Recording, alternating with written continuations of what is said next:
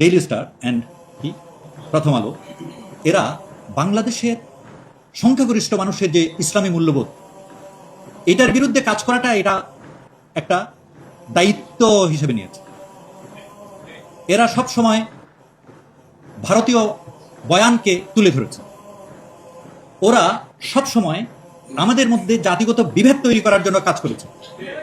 ইসলামকে, ইসলামের নবীকে ক্রিটিসাইজ করেছে, অপমান করেছে। এই দুইটা পত্রিকা সম্পর্কে আমি যতদূর জানি, আপনারা খোঁজ নেবেন, ছাত্র ইউনিয়নের লোক ছাড়া, ওখানে নাস্তিক ছাড়া, তার মানে এই যে বামপন্থীরা ছাড়া ওখানে কেউ চাকরি করতে পারে না, সাংবাদিকতা করতে পারে না। খোঁজ নেন।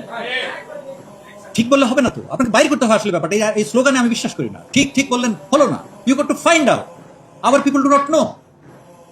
আমি একজন সাংবাদিকের লেখা পড়ছিলাম, আমি পরে অবাক হয়ে গেলাম। সে বলে যে আমি ডেইলি স্টারে বহু বছর ধরে চাকরি করি, ইদানিং আমি নামাজ পড়া শুরু করেছি, আমার চাকরিটা চলে গেছে। এই ধরনের।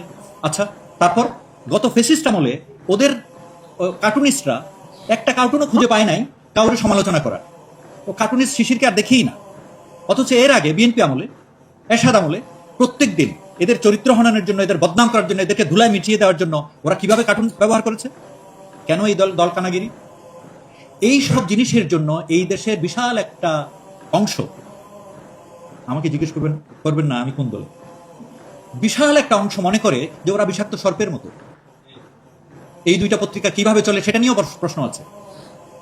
তাই যদি হয়, যদি বিষাক্ত সর্প হয়, এবার যদি হঠাৎ করে ভদ্র হয়ে ওঠা কোনো রাজনীতিবিদ আমাদেরকে শেখাতে যায় যে না না না, এই অভদ্রতা করা যাবে না, এটা অসভ্য সমাজের কাজ, তাহলে কি করতে হবে?